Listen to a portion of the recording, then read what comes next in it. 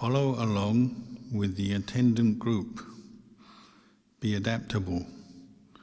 Really try to learn something. Don't be drowsy. Arouse energy. Be the first to get up in the morning, not the last. Go to bed at 9 or 10 p.m. and wake up at 3 or 4 a.m. Know how to look after your body. Know the different functions of the body, so you can look after them correctly.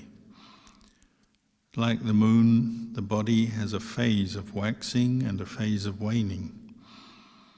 Understand how to use each phase correctly. Learn from observing. Learn from talking with others. Learning from experimenting. Try to learn in all situations. From going to the forest and observing the animals, we can learn. With the right tools, we can do our work. We have faith, we have patience, we know our own minds. We know how to train them. We don't need to depend on external teachers for this. A monastery is a place of learning and study. We study virtue, the mind, and wisdom. The monastery is developed without going too far. With just the right amount, it's not a burden. People can come and study and support. We don't take the monastery personally. It's not who and what we are. We stay close to what is natural. The further we move away from the natural, the more problems we have. Know the right amount at the meal. Avoid over-greasy foods.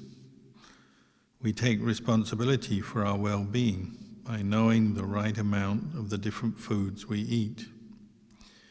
With a good diet, we'll experience less negative mental states.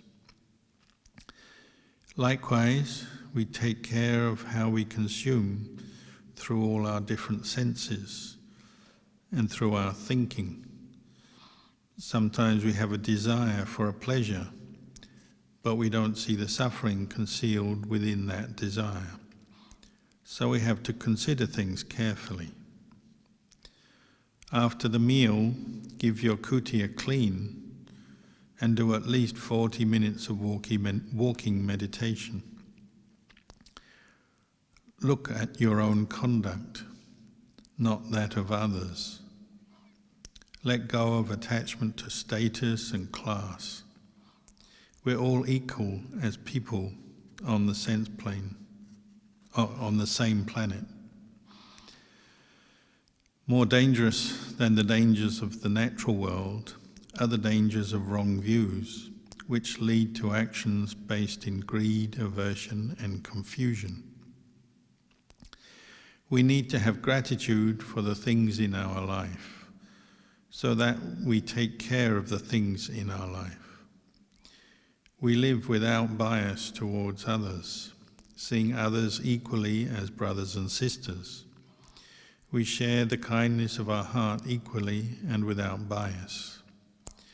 We understand that those who do wrong do so due to their past conditioning.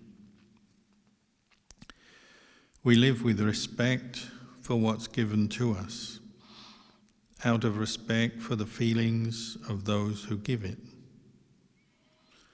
We can make merit in our mind by rejoicing in the goodness of others, by sharing something of value and by helping those around us.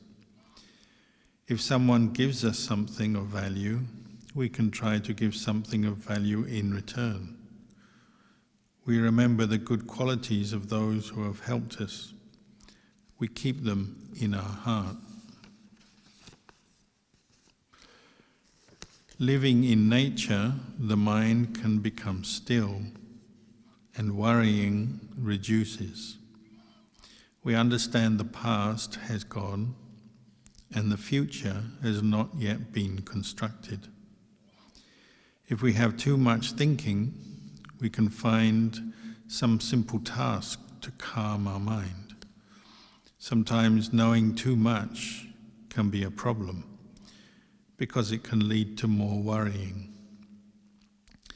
It's good to stay alone in the kuti. We can avoid getting caught up in wasteful chatting. It's good to take the grot and sleep outside on the forest floor sometimes. People are weaker these days than those of previous generations. If we're someone of strong character, we're going to experience less difficulties. If we know how to get along with others, we're going to have less difficulties. When we work, we just try to do a good job. No need to worry what others might think. We're willing to relinquish to complete our task. As humans, we're social beings. We're part of society, and we have a responsibility to it. We find happiness through this connection. We live with connection to ourselves and others, but this connection is grounded in equanimity. When it comes to difficult inner states, we understand they're harmful and not to be followed. We understand their cause is related to clinging. When it comes to seclusion, it is an inner seclusion from unwholesome states, which is of most significance. When it comes to living our life, it's okay to take it day by day. We don't have to be drawn out into the future. We don't need to have worries. We don't need to think too much. When an action is done, we can let it go right there. We're all fundamentally equal as humans.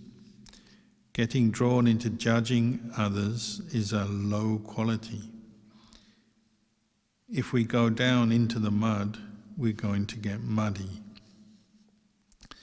When the mind comes to peace, we can still experience our moods and preferences, but they can't cause us problems anymore.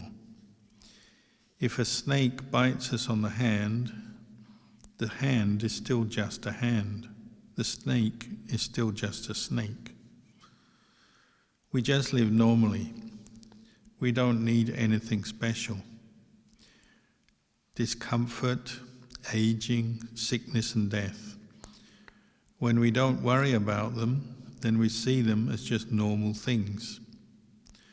Through contemplation, we can dwell separately from them.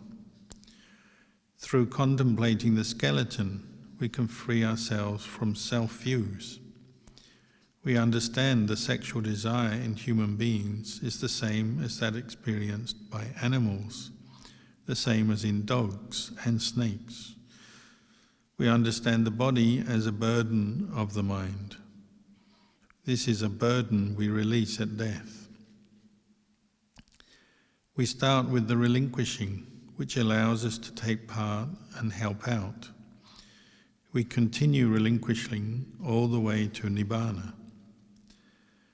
Sati and Samadhi are something that we can practice in any posture.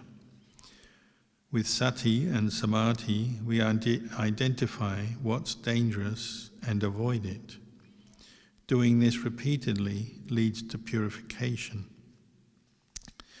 Different people's minds go in different directions, to different things. So we must understand what our mind needs and what will help it. We understand our problems and we understand how to solve them. Humans have this special facility of wisdom, which we can use to find release. We suffer due to clinging, due to taking things as me and mine. due to self-importance. We have to be able to keep up with our mind, to catch it quickly. We catch the mind when it's going into hindrances, into criticizing and judging. We don't have free time. We have the work of mindfulness. Don't get involved with liking and disliking. Liking and disliking is an affliction. With liking also comes disliking. With liking and disliking, the mind will not be complete. We find an equanimity beyond liking and disliking. Establish mindfulness and live with the mind that is empty, free from clinging and attachment. When we catch our mind, that's meditation right there, secluded from liking and disliking, secluded from unwholesome states. That's true samadhi. We can practice this in any posture. We have to know for ourselves. It's different from the words. When we drop something that's heavy, we'll understand the difference. Just breathing in, breathing out, no past, no future, know the birth, aging and death of an in and out breath, and understand this is the way of all things in the world. Nobody can avoid life's truths of aging, sickness and death.